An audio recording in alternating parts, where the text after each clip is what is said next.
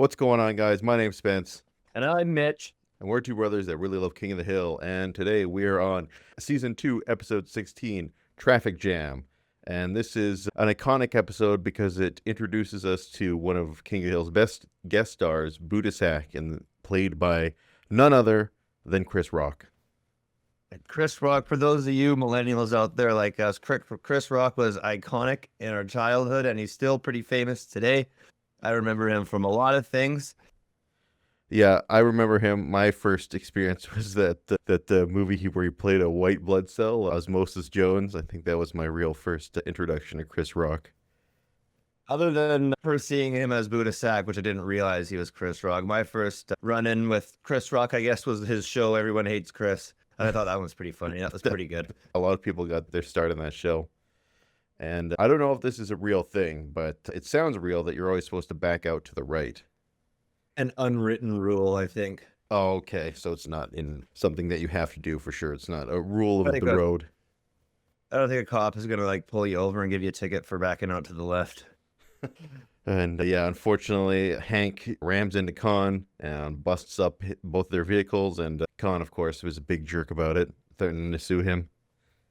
And Hank discloses that he's in the perfect payment club for insurance, and all of a sudden, Kahn has whiplash. Yeah.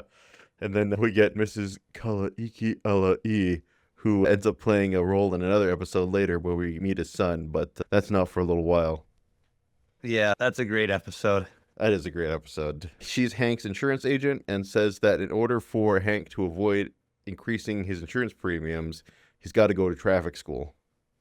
I would probably take the insurance premium. I can't Yeah. stand for weekend courses. Yeah, to give your time to something like that, that is a tough bargain. Time or money, eh? Yeah, exactly. And I like how they have every different kind of variety of traffic school. They have like chocolate lovers traffic school and like grandma's traffic school, like all these different ones. Oh, I've never been to a stand-up comedy thing before. I've always wanted to. Oh, it's funny. I actually went to one recently. They've got a comedy club at the West Edmonton Mall, and Oh, yeah. we went to that recently with a friend of ours. And yeah, it was great. It was a good time. It was funny. Yeah, it was funny. It was really good. Yeah, yeah. And that's the one thing, though. There's nothing worse than going to a stand-up comic and the guy's not funny, or gal. Did every time the comedian finished a joke, did they have the DJ run a track so you knew to laugh? No, there was no DJ. No DJ. Yeah, he went in there raw. But yeah, we're introduced to Booda Sack, and Hank unwittingly has signed up to a comedy-themed traffic school. And he's out there making cheap shots against every kind of race. And this is the one thing that I felt a little uncomfortable, is like the heckling of the audience. But I guess that's part of it is part of the stand-up motif. Oh, yeah. I think that's the best part. There was the one guy we watched, a comedian heckled this one guy who did not appreciate it at all. You could see he was not having a good time. Was he humiliated in front of his wife? It was his kids. Booda Sack here lays into this rather thick woman, as we would say in these times. He actually has some good jokes in this episode. He does, actually. He's actually pretty funny. Yeah, he is pretty funny. Yeah. And Hank tries to basically stand up and say, I'm not learning anything here. And Booda Sack tears into him as well. And he's got a good comedy material. Hank is not used to being heckled, No, he is not. He's used to being the source of authority. listened to. Yeah, exactly. Hank has a very serious moment with Bobby here where he tells him that show business is inherently evil.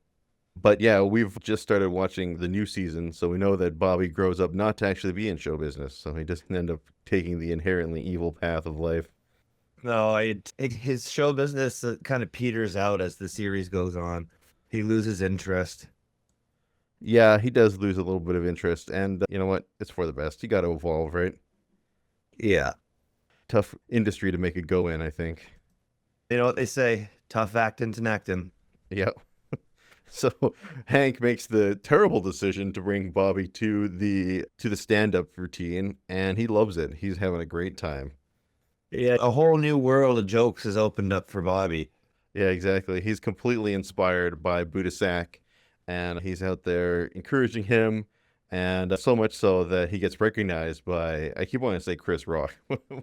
He gets called out by Booda Sack and ends up going up on stage.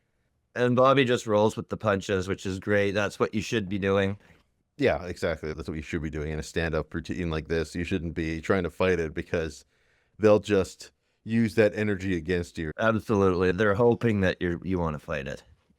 Yeah, exactly. And he makes a pretty on-the-nose jab at Hank where they all stand around in the alley going, yeah.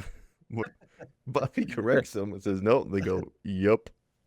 Hank, his butt's so small he can hula hoop with a Cheerio. Yeah, that is like one series of jokes that Mike Judge leans on to a lot, that the white people have no butts. He starts just really laying into Hank, and Bobby's even encouraging it, which I can be, from a father's perspective, that would drive me crazy. That my kid is humiliating me in front of everybody like this. Do that to our old man all the time. But not as sad as your daddy's sorry self with his 4 eyes, too many pies, supersized, cracker jack fries. Somebody help me, come on. And he likes French fries. Ladies and gentlemen, this kid is gonna be the white rerun. And then, oh yeah, this is when Bobby comes out and he tries his new routine that he's just basically lifted from Booda Sack. The best part is it's all jokes about being black, right? And the guys eat it up, but he doesn't understand what he's doing at all. He has this little Casio with him. Feel nice to lay down the beat. He's like, why they always be pulling me over? But yeah, the guys love it. And Hank says, I appreciate you encouraging him, but we're trying to get him to stop. It's encouraging him to really jumpstart his own stand-up comedy career. So he ends up going and visiting him at Snaps to try to share some of his material with him. And the brother Sack isn't exactly impressed. No, he gives him the very pointed criticism that he's not black. Bob is like, what does that have to do with anything? Yeah, he doesn't understand it. But yeah, Sweet innocence. Yeah, exactly. Sweet innocence. We can see that Hank is actually kind of right about Booda Sack, though, that he doesn't exactly lead the glamorous life that he lets on stage. He's refilling the ketchup bottles. Like the Belcher kids. Yeah. God, yeah, there's a show that'll be competing with The Simpsons for the longest running show at this rate. Who is? Bob's Burgers. Actually, Family Guy is quite close. I guess that's Family true. Guy. Yeah, Family Like Guy's 25 or something. Jesus Christ. I don't know, man. Just gotta let those shows die. Yeah, but not American Dad, though. American Dad's the shit. And I was wondering about this. Have you ever tried to crack walnuts in a vice? Is that a thing? I went through a phase in my childhood where I would put anything in a vice just to see what would happen. That just always seemed like a really weird Hank thing. Just The in his fact that he's wearing his safety goggles, bro. Didn't even notice that.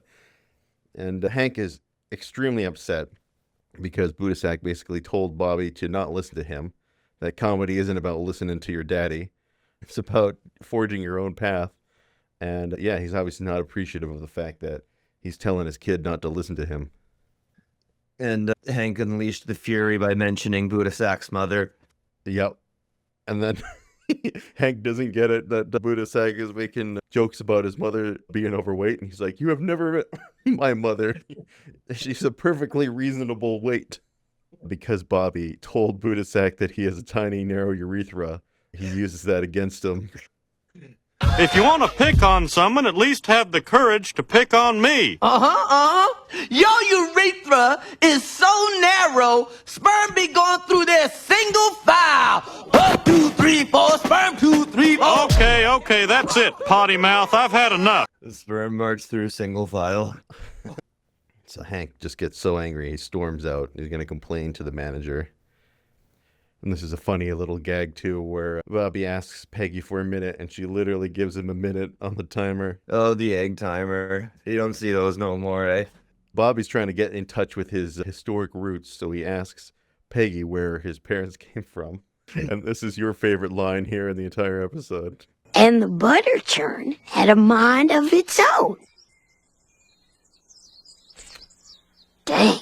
Yeah, it's great. So yeah, she gives him a bunch of stuff about, they sound like they're Amish almost. I guess back in the day, everyone was Amish before. Montana, living off the land. Yeah, no kidding. And I like the manager here because he's basically the same frame of reference as Hank, where he's like, your mother's not fat, so that's not funny at all. And to be honest, it would probably be worse if she was fat to make fun of her for the fact that she was fat. That would actually probably be worse at the end of the day. Probably. But still funny. Yeah. But yeah, Hank's complaint works, and he gets Booda Sack fired. From his illustrious traffic school position. I guess it doesn't seem like he had much to fall back on. So yeah, Booda Sack gets fired, and they transfer Hank to the Chocoholics traffic class for the last lesson. It's like an odd one for Hank. He's never shown any interest in chocolate. No, it's just so he doesn't flunk. You just put him in Yeah. whatever one, yeah. And this is, I think that it's fucking hilarious, but it's almost become too much of a thing in real life. Bobby ends up trying to find out about his white roots and ends up on a white nationalist webpage. Oh God. Yeah, that's pretty brutal. Yeah. Yeah, a lot of people get sucked into rabbit holes like that. Yeah. And Bobby now has his new act, which he just says one word to Bill, and he starts laughing. But Bobby's got a new act that he hasn't shared with the guys yet, but he's going to get the chance. Booda Sack's going to give him the chance to premiere it at Snaps. Kahn joked that Booda Sack got fired. Yeah. Covered in fruit juice. Gallagher, I think, was his name. Yeah, exactly. Boomhauer, where'd everybody go? Yeah, man, I tell you what, man, it took down their dang old truck, man. Their little muffler's falling off the go, and it ain't got no brakes, man. Sparks flying. Like I told him, man, if you fix that dang old thing, you had to put on some duct tape, man. What? They took Bobby to Snaps? I always remember that line when he goes, "That's general haberdashery." Yeah, that's another one that always stuck out for me. What is that supposed to mean? Who knows? It does sound pretty funny, though. That is, it's one of those words that just inherently sounds funny. Yeah. Haberdashery. So now Bobby is getting the opportunity to deliver his new act, and it goes over like a lead balloon.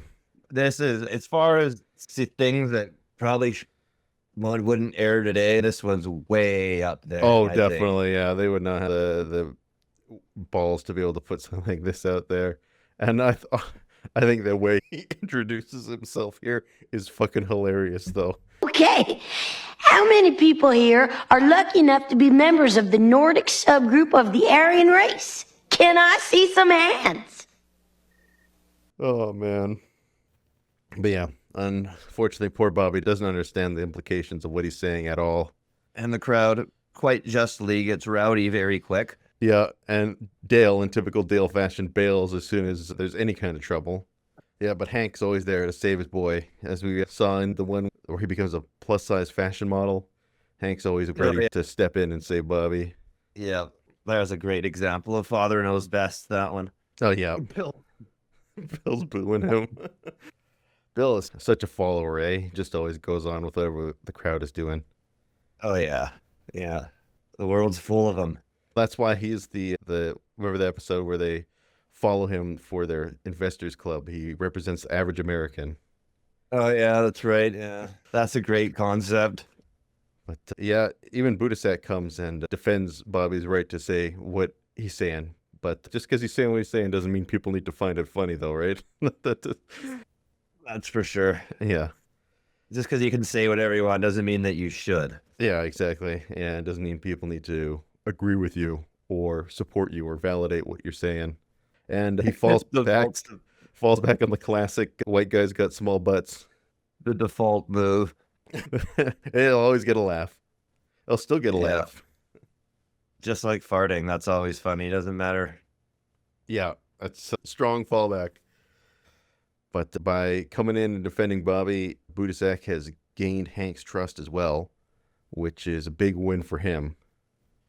And Hank does a real good thing and offers him a job. He sees the opportunity to give a guy a job, and we hope it works out. Does, because we see him in later episodes that he stays at Strickland Propane, and he only comes up a handful of times, but it's clear he stuck around at the job for a long time.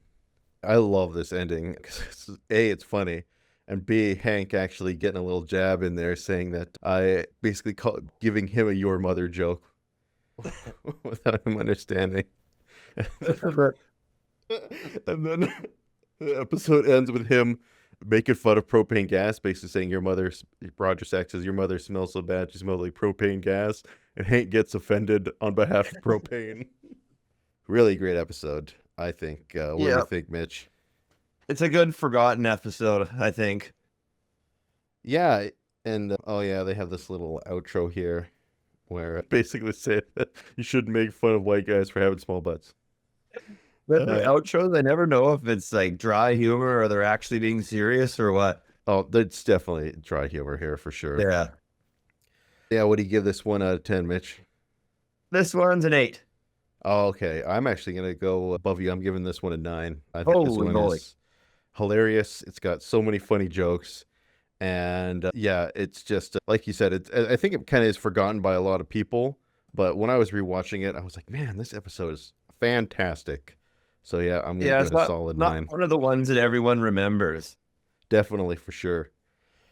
All right, that brings us to the end of another series. So for next week, we'll be here with you for episode 17. That's Hank's Dirty Laundry. If you remember, this is the one where Hank gets falsely accused of buying porno, and he goes on a crusade to defend his good name. Yeah, that's a classic. That's going to be good. I'm looking forward to it. All right, guys. Thank you guys once again for sticking around with us and watching, and we'll see you guys next week. Thanks for watching, you guys, and we'll see you next time. Gotcha. Just kidding. Check it out. Drew Carey has finally developed a sense of humor. Well, that's all right. Hey, Drew Carey, your mama is so ugly, when she walks to the bank, they turn off the camera.